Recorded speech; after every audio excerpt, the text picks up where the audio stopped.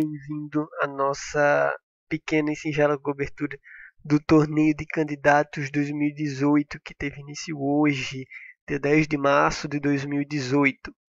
Os 4 jogos foram bastante interessantes desde já, é uma coisa que não acontecia há um certo tempo, eu diria, no torneio de candidatos. A gente vê tão alto nível, a gente espera que tivesse muitos empates hoje, mas não, na verdade, 3 dos 4 jogos foram bastante decisivos e a gente trouxe aqui os 4, inclusive, para compartilhar um pouco com você alguns dos melhores momentos. O primeiro que a gente quer dar início é a partida entre Levon Aronha contra Dig Liren, que é justamente uma das mais esperadas da galera, porque muita gente acredita que o Levon Aronha vai vencer o torneio. E nessa posição ele acabou de jogar o lance A4, ok? Começando a colocar aí pressão na ala da dama, né? Atacar, trazer peças para atacar o rei que fez o Rock Grande das Negras. E o Ding Liren contra-ataca no centro com o lance E5. Nessa posição aqui, o Levon Aronha, perdão, jogou o lance C5. E, bem, como a gente sabe que já é do próprio Levon Aronha, né? Ele sempre chega em umas posições meio loucas, eu diria. Porque, velho, olha esse rei em F1, por exemplo. Essa estrutura de peões aqui, né? São sempre aberturas, de certa forma, o Levon Aronha tenta puxar para o lado criativo o seu jogo. E aí, o que é que acontece? Muitas vezes podem surgir complicações, né? Quando a gente sabe que podem surgir nessas posições. E aí, bispo toma o peão em C5 é uma das primeiras, né? Por quê? Porque agora, por exemplo, se você tomar, tá caindo o bispo aqui também, né? Perdão, tá caindo o bispo aqui caso seja tomado. Então, seguiu torre B5, atacando a dama das negras. E a dama veio para A6. Aí você já começa a pensar, peraí, né, mas isso não é muito complicado não. Por exemplo, aqui agora ameaçando tirar essa torre da frente porque o bispo está atacando a dama. Bem, vamos ver, né?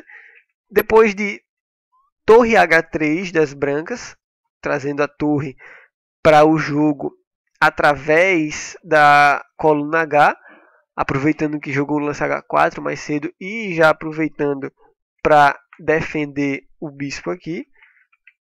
Mas tivemos bispo toma em D4. E agora é bem interessante que só a volta do bispo para C5 é uma das ameaças das negras. Essa posição é uma posição muito complexa, muito complicada. Eu assisti um pouco das transmissões ao vivo, não acompanhei tudo, mas até os mestres mesmo estavam falando que é uma posição muito complicada de você analisar na hora. Enfim, complicações para ambos os lados. Por exemplo, aqui as brancas não podem agora tomar o bispo das negras por causa de toma o peão aqui em D4, atacando o bispo. E aí, vamos supor que o bispo venha para E2, por exemplo, né, ameaçando tirar essa torre daqui a qualquer momento. A dama pode tomar o peão aqui em A4. Se dama toma aqui em A4, por exemplo, torre toma em A4, as brancas vão ter que retornar para B1 e as negras têm 4 peões a mais contra uma peça, né, das brancas, que eu nem deveria ter marcado o cavalo, marcar um dos bispos, né, porque é o que está faltando das negras. Ok? E aí, bem, as negras estariam muito bem confortáveis, né, com esse número de peças a mais. Mas aqui depois de bispo toma em D4, foi o lance que o Ding Liren fez. O Aronha decidiu simplesmente trazer o seu bispo de volta para E2, evitando complicações como essa. E aqui agora o Ding Liren jogou uma pequena imprecisão, né? Ele jogou torre D6 nessa posição. Claro, uma parte é que você evita a armadilha do tipo, se você voltar o bispo agora para C5, As brancas têm um lance torre toma o bispo em C5, porque aqui você abre esse descoberto em cima da dama. Depois de torre toma em D2, dama toma torre, e as brancas estão vencendo essa posição. Nessa posição aqui também, depois de bispo E2, o lance correto a se jogar seria bispo A8, bem complicadinho de ver, né? Mas de fato, bispo A8 abrindo aqui uma casa de escape para a dama seria interessante manter a posição igual. Porém, torre D6 foi o lance escolhido pelo Dean Linden, depois de torre B1, dama C5. Aqui agora é interessante nessa posição que o Aronia pensou e jogou torre B1, mas quem sabe torre B2 nessa posição teria sido interessante. Claro, você joga torre B1 para justamente tirar a torre de uma posição chata e uma posição onde ela está defendida, né? Na casa B1 ela fica defendida pela dama. É contra-intuitivo colocar ela aqui na casa B2, mas de fato é o que acontece, porque aqui na casa B2 as negras estariam... Qual é a intenção? A intenção é você, claro, atacar a dama aqui. E aí, vamos supor que nessa posição as negras trouxessem aqui, né? Ops, perdão. As negras viessem para A5. Você agora poderia tomar e não teria muitos problemas nesse caso. Mas depois de torre B1, eles não acabaram vendo essas linhas e aí seguiu dama A5, claro, saindo do ataque do bispo, e uma repetição de lances para se acordar do empate. Aronia deixando passar aí, quem sabe, uma chance de vitória. Bem, o nosso segundo jogo, eu quero destacar um jogo muito interessante, decisivo, que foi o jogo jogado entre Fabiano Caruana e Wesley Sou, dois compatriotas aí americanos, disputando entre si o primeiro round do torneio de candidatos. Nessa posição, o Wesley Sou acabou de jogar o lance B5, colocando pressão, expandindo na ala da dama. E aqui é interessante a decisão do Caruana, né? C5, fechando o jogo e ameaçando C5. Nada de algo do tipo peão toma, dama toma por causa de bispo A6, né? E aí tá caindo o peãozinho aqui, troca favorável para as negras. Mas seguiu o C5 nesse caso. E aí não dá tempo de o Caruana nem jogar o lance A4 por causa de B4. E o Caruana decide trazer a dama para C2, depois de A4, trazendo os peões mesmo para a briga. Torre E1, preparando de fato o lance E4 mais uma vez. Mas, antes disso, o Wesley Sou joga o lance E5, explodindo de vez a posição. E a partir daqui as coisas tendem a ficar muito agudas para ambos os lados, bastante perigosas. Mas Caruana joga de forma bem. E aí depois de cavalo toma, né? Cavalo toma, peão toma. O cavalo volta para cá. E agora, depois de cavalo F3, as negras têm que repensar como tomar esse peão aqui de volta, tá? O Caruana decidiu tomar de bispo, ok? Se tomar de cavalo, o que me parece até mais natural, as brancas também têm várias outras ameaças, tá? Acredito eu que a primeira delas seja, quem sabe, trazer um bispo para cá, tentar retirar esse cavalo daqui, né, atacando ele. Esse peão aqui também está bastante fraco, então é bem complicado. Mas depois de bispo toma, seguiu cavalo G5, um lance interessante, ameaçando mate em 1, aqui na casa H7, depois de G6, bispo F4, trazendo a peça que faltava para o jogo, né? E agora E6 é uma ameaça bastante forte. Depois de dama B6, tivemos E4, P3 ataca a dama, temos algumas trocas aí, e aqui dama E2, um lance bem tranquilo, né? Bem interessante, porque olha só, depois de bispo A6, dama F3, olha só isso, velho. Percebe quantas peças tem na ala do rei das brancas? Olha só a quantidade de peças, né? Todas elas mirando aqui o rei, que praticamente está sozinho aqui. Olha só a quantidade de peças negras, né, soltas lá na ala da dama, meio que sem fazer nada. E, tipo, é muito complicado. E o Caruana vai usar justamente esse fato de ter tantas peças próximo ao rei que vai ficar fácil lançar um ataque. Depois de bispo C4, tivemos torre tominha 8, torre tominha 8. E6 é bastante fácil nessa posição aqui.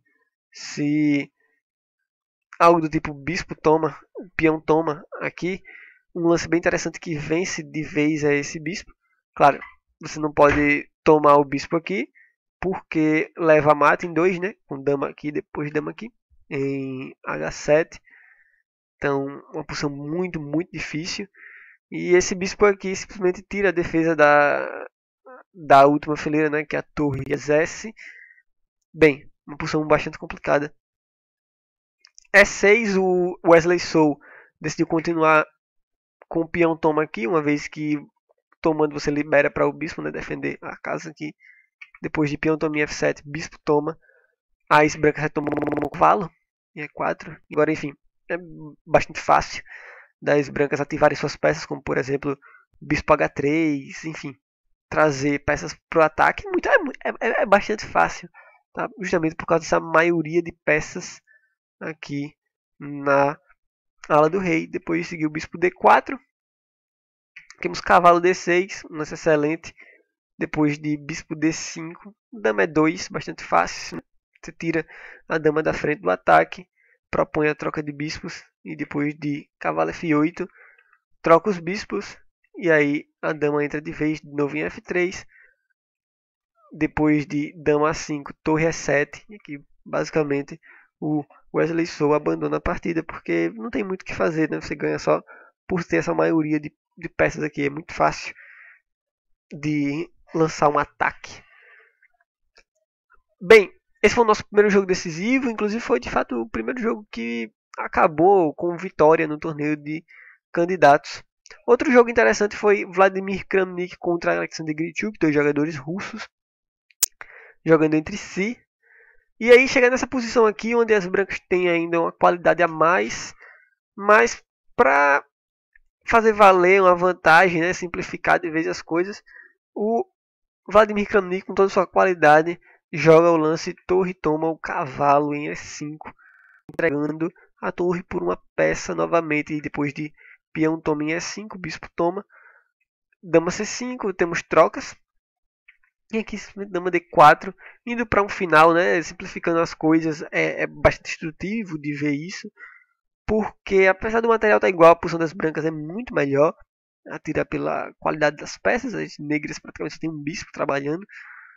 Temos bispo C6, a torre vai para D2, torre B8, torre C2, o bispo volta, e aí depois de torre C7 você percebe cada vez mais, né, que as brancas aqui têm iniciativa nessa posição. Rei F8 defende o peão, torre A7, e aí não adianta, aquele peão ele vai cair, as brancas capturam ele, depois de torre B1 cheque, o rei vem para cá, para H2, mas mesmo assim, né, basicamente a estratégia é só avançar esse peão aqui escoltado pelas peças. Depois de torre B4, A5. Beleza, as brancas entregam um peão em H4, mas não tem problema. Rei G1, um lance muito bom. Depois torre A4, bispo C4 defende o peão. Bispo C6, e aí depois disso torre C7, o bispo tem que voltar. A6 e basicamente já era, né? Esse peão vai avançar de vez. Cavalo H5 é o último lance das negras na partida. Depois de cavalo D5, você tem essa ameaça de tomar esse peão aqui com alguma das suas peças, mas o que vence o jogo mesmo é esse peão que vai avançar e vai vencer o jogo para as brancas. E com isso, Vladimir Kramnik consegue também uma vitória muito convincente, por sinal, né, no torneio de candidatos, começando muito bem. Bem, por fim, eu separei rapidamente esse daqui, Sergei Kayakin contra Shakir Mamediarov. Nessa posição, o Mamediarov e o Kayakin têm material igual, porém o Kayakin, no decorrer da partida, né, permite que as negras joguem o lance torre B5, e aí agora você tem a ameaça de jogar a torre aqui ganhando a dama das brancas, então por isso que tem que trocar. E aí depois de peão toma em B5, chegamos no final de damas com 4 peões para cada lado. Um peão, um final muito complicado, a partida é muito longa, tá? Mas basicamente se tem alguém para jogar pela vitória aqui é as negras, por causa desse peão que pode se tornar uma vantagem, né? Porque ele que tem a premissa de avançar e promover, mas não é uma tarefa fácil, é uma tarefa muito complicada e principalmente contra o Sergei Kayakin, que a gente sabe que tem uma qualidade imensa em defender posições difíceis, então é preciso ter muito cuidado. Por exemplo, as negras aqui adorariam trocar damas nessa posição, já as brancas vão evitar ao máximo essa troca. Seguiu dama D7 depois, enfim, o final é muito longo, as negras vão dar cheque em tudo que é canto, ameaçar peão aqui em tudo que é lado, e tentar, claro, ao mesmo tempo avançar o seu peão. Então, é basicamente um jogo de você dar cheque, não deixar a dama das brancas capturar o seu peão, e você ameaçar também os peões adversários. Então, é um triângulo aí que você tem que estar sempre procurando isso. Os lances meio que se auto-explicam, se você quiser dar uma olhada com detalhes, procura a partida depois, né? O PGN da partida tem muito site que dá para você analisar a partida de fato. Isso aqui basicamente só os destaques, né? Só para você ficar por dentro do que aconteceu. Nada muito elaborado, porque a gente também nem tem tempo, né? Não quero fazer, na minha intenção não é fazer um vídeo de 1 hora. Depois de dama C3, defendendo seu peão. Aí os brancos tentam avançar com E5, mas mesmo assim, B3. Se for fazer uma corrida de peão, claro que o das negras chega primeiro. Depois de rei G2, dama C4, ameaçando o peão lá do outro lado, né? H6, as negras vão pouco a pouco melhorando sua posição, mas mesmo assim, é quase inútil. Como eu disse, as negras vão tentar dar cheques e mais cheques e ameaçar peões e defender o seu peão simultaneamente. Acontece que, no fim, sei que o Mamederov dá tanto check que ele consegue capturar mais um peão, ficando com um peão a mais, e que quase que já era, né? É só questão de qualidade agora. Principalmente agora você percebe que a dama está numa posição praticamente ideal, no centro do tabuleiro, controlando muitas casas e defendendo seus 2 peões simultaneamente. A tarefa agora, a missão é basicamente você sair trazendo o rei, fazendo uma manobra aí para ele tentar escoltar o seu peão aqui. Depois temos F6, enfim. Lá vem o rei, né? E aí, dama C4, ainda assim uma posição excelente para a dama das negras. E depois disso é só questão de você tentar forçar a troca de damas. Com dama H4 já era. As brancas não tem como evitar essa troca de damas em alguns outros lances.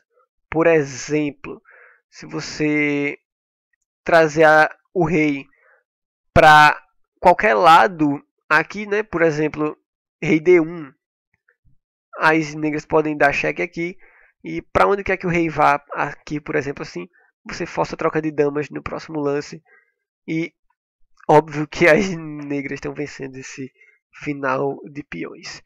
Então, basicamente é isso. Esse foi o nosso primeiro vídeo dos nossos candidatos. Peço perdão pelo design improvisado do vídeo. Eu não estou na minha casa necessariamente, então fiz esse vídeo rápido, saiu um pouco atrasado, porque eu tive que tentar fazer o melhor possível com o que a gente tem, né? Mas, enfim, amanhã eu estou retornando para o local onde eu geralmente gravo e edito, então amanhã deve estar saindo bem melhor e bem mais cedo, por sinal. Mas é isso, muito obrigado por assistir esse vídeo. Conta aí pra mim quem você achou que surpreendeu nessa primeira rodada, o que você achou dos resultados dessa primeira rodada, para quem tem sua torcida, se o seu candidato ganhou, perdeu nessa partida, enfim, conta pra mim. Eu vou ficar muito feliz em ler seus comentários, de verdade. Às vezes eu não respondo todos, mas eu garanto, é sério, eu leio todos, me divirto muito com vocês. Gente, muito obrigado por assistir esse vídeo, de verdade. Tô muito cansado hoje, meu Deus. Muito obrigado por assistir esse vídeo. Forte abraço para vocês. Fiquem bem. Fiquem na paz de Deus. E até amanhã.